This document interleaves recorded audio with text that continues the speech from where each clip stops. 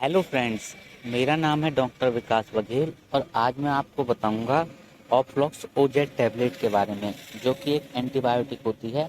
इसके अंदर दो कंपोजिशन पाए जाते हैं। पहले नंबर पर इसके अंदर ऑफ्लॉक्सिन, जो कि 200 mg में होता है।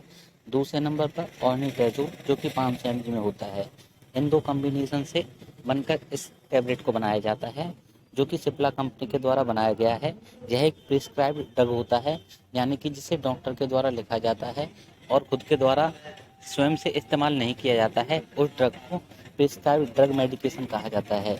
इस टैबलेट का इस्तेमाल करते समय आपको किन किन सावधानियों को बरतना चाहिए, इसके क्या फ़ायदे होते हैं, क्या नुकसान होते हैं, इसका इस्तेमाल आपके शरीर पर किस तरह से काम करेगा, क्या इसके वार्निंग साइन हैं, क्या इसके कॉन्ट्राइंडिकेशन है, क्या इसका प्राइस है, इस सब चीज़ की जानकारी आपको इसी वीडियो में मिलेगी।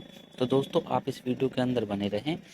वीडियो को लाइक करें, चैनल पर नए हैं तो चैनल को सब्सक्राइब करके बेल आइकन जरूर दबाएं, ताकि आपको मेडिसिन से संबंधित और भी वीडियो देखने को मिल सके। दोस्तों, मैं आपको बताऊं, ऑफ्लॉक्सिन टैबलेट जो होती है और ऑर्निडेजोल टैबलेट जो होती है, वो अलग अलग साल्ट के अंदर भी देखने को मिलती है, लेकिन उनका शरीर पर अलग काम होता है। इसलिए अगर आप कम्बिनेशन टैबलेट का इस्तेमाल कर रहे हैं तो आपको किसी भी टैबलेट का इस्तेमाल करते समय डॉक्टर की परमिशन के साथ ही और डॉक्टर की सलाह पर ही इसका इस्तेमाल करना चाहिए। यह फिल्म कोटेड मेडिकेशन होती है, यानी कि जिस टैबलेट को 30 डिग्री सेल्सियस से ज़्यादा पर स्टोर नहीं किया जाता, उस टैबलेट को फिल्म कोटेड टैबलेट कहा जाता है। दोस्तों, इस टैबलेट का इस्तेमाल करते समय आपको सावधानी बरतनी है, क्योंकि इसके साइड इफ़ेक्ट देखे जाते हैं। यह आपके ब्लड शुगर को कम कर देती है। दूसरे नंबर पर मेंटल हेल्थ के लिए भी ये काफ़ी ज़्यादा जिम्मेदार रहती है। इसलिए हमेशा इस टैबलेट का इस्तेमाल करते समय पहले डॉक्टर की सलाह ज़रूर लें। अब मैं आपको बताता हूँ ऑफ्लॉक्सिन जो होता है उसका क्या रोल रहता है। ऑफ्लॉक्सिन होता है एंटीबैक्टीरियल, यानी कि जो बैक्टीरिया के इन्फेक्शन को ट्रीट करने में मदद करता है। यह फ्लोरोकोनिन क्लास से बिलोंग करता है और फर्स्ट जनरेशन रहता है, जो कि बैक्टीरिया को मारने में और बैक्टीरिया की ग्रोथ को स्टॉप करने के लिए इस्तेमाल किया जाता है, यानी कि इसका इस्तेमाल बैक्टीरियल इन्फेक्शन में किया जाता है। दूसरे नंबर पर जो ऑर्निडेजोल होता है, वो एंटी प्रोटोजोअल मेडिसिन होती है, जो कि आपको प्रोटोजोआ से बचाने में मदद करती है और ट्रीटमेंट करती है बहुत सारे इन्फेक्शन, जैसे कि टाइफमाइसिस, अमीबोसिस। इनके ट्रीटमेंट में भी इसका इस्तेमाल किया जाता है। अब मैं आपको सिंपल भाषा में बताऊंगा कि इसका इस्तेमाल और इसके क्या फ़ायदे होते हैं। जैसे ही आप इसका इस्तेमाल करते हैं तो इसके बहुत सारे फ़ायदे हैं, जैसे कि ये डायरिया के ट्रीटमेंट में इस्तेमाल की जाती है। जिनको पतले पतले दस्त लग जाते हैं, दस्त की समस्या को दूर करने में ये टैबलेट आपके काफ़ी ज़्यादा मदद करती है। डॉक्टर भी आपको ऑफ्लॉक्स ओजेड टैबलेट ज़रूर देता है। दूसरे नंबर पर ये यूटीआई में भी काफ़ी ज़्यादा फायदा देती है। यूटीआई ज़्यादातर महिलाओं के अंदर देखी जाने वाली समस्या है, जो यूरिनरी ट्रैक्ट इन्फेक्शन में होती है। इस इन्फेक्शन को दूर करने में भी यह काफ़ी ज़्यादा मदद करती है। तीसरे नंबर पर जिन लोगों के पेट में मरोड़ होने लगती है, पेट में दर्द होती है, कभी कभी तो ज़्यादा मरोड़ होती है, कभी कभी कम मरोड़ होती है, यानी कि इंटेस्टाइन से रिलेटेड किसी प्रकार के इन्फेक्शन में ये काफ़ी ज़्यादा मदद करती है। इसका चौथा फ़ायदा होता है रेस्पिरेटरी ट्रैक्ट के अंदर, यानी कि लंग के इन्फेक्शन को दूर करने में भी ये काफ़ी ज़्यादा मदद करती है। पांचवा फ़ायदा होता है गोनेरिया के ट्रीटमेंट को करने के लिए। गोनेरिया का अगर इन्फेक्शन हो जाए, गोनेरिया एक बैक्टीरिया है, उसका इन्फेक्शन होने पर आप जैसा इस चित्र में देख रहे हैं, हाथ पैरों के अंदर सूजन सी आ जाती है, पस सा निकलने लगता है, यह एक बैक्टीरिया होता है। इसके इन्फेक्शन को कम करने के लिए भी इसका इस्तेमाल किया जाता है। छठे नंबर पर जेनाइटल ट्रैक्ट इन्फेक्शन, यानी कि किसी मेल और फीमेल में जेनाइटल से रिलेटेड किसी प्रकार का इन्फेक्शन हो जाए तो इस इन्फेक्शन को कम करने में भी ये काफ़ी ज़्यादा मदद करती है। इसका एक फ़ायदा होता है गैस्ट्रोइंटेस्टाइनल इन्फेक्शन के अंदर, यानी कि हमारे पेट के अंदर होने वाली बहुत सारी समस्याओं को दूर करने में मदद करती है। पेट से संबंधित समस्या, जैसे कि अगर आपको पेट के अंदर मरोड़ होने लग जाती है तो भी उस समस्या को दूर करने में मदद करती है।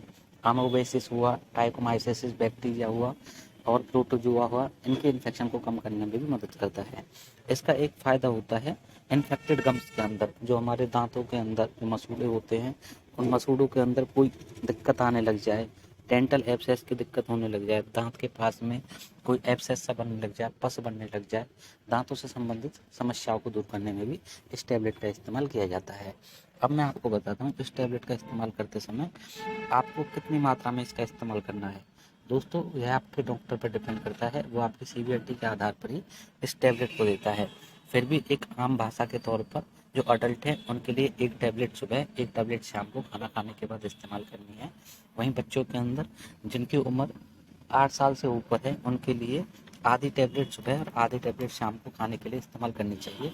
जो भी आपके डॉक्टर परमिशन देता है, डॉक्टर से कंसल्ट करके ही इसका इस्तेमाल करना चाहिए। अब जानते हैं इसके साइड इफ़ेक्ट्स के बारे में। वैसे तो इसके बहुत सारे साइड इफ़ेक्ट्स हैं, लेकिन अगर आप इसे ज़्यादा मात्रा में और इस्तेमाल करते हैं तो आपको ये साइड इफ़ेक्ट देखने को नज़र आते हैं। ज़्यादातर ये साइड इफ़ेक्ट्स कम ही देखने को मिलते हैं।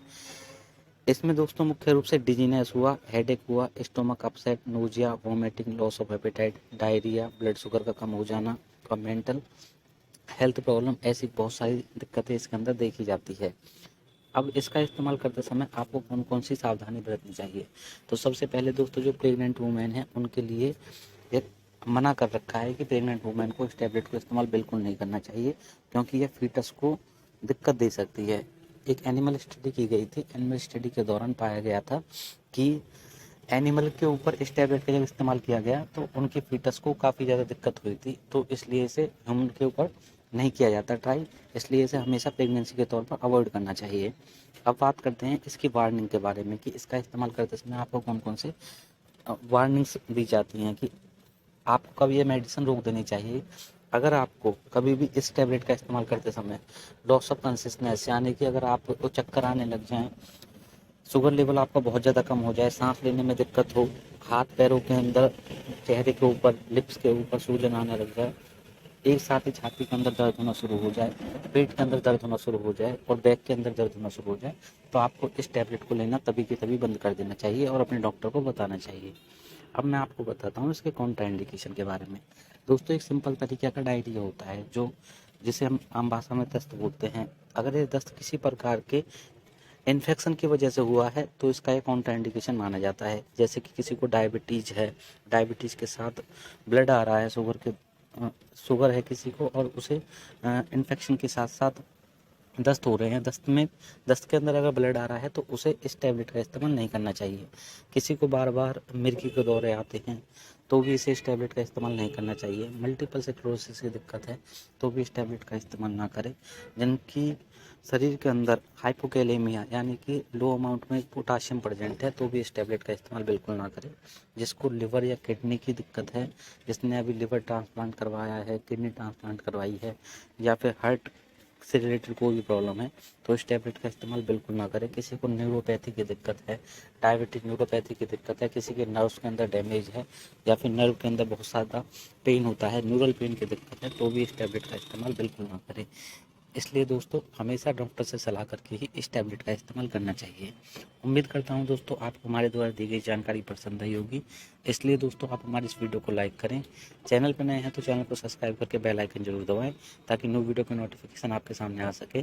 दोस्तों आप सभी से हमारी एक गुजारिश है, इस वीडियो को कम से कम 10 लोगों तक शेयर करें ताकि आपको और उन लोगों को भी इस वीडियो के माध्यम से इन रोगों के बारे में जानने का मौका मिल सके और अपनी बीमारी को जल्दी से जल्दी ठीक कर सकें।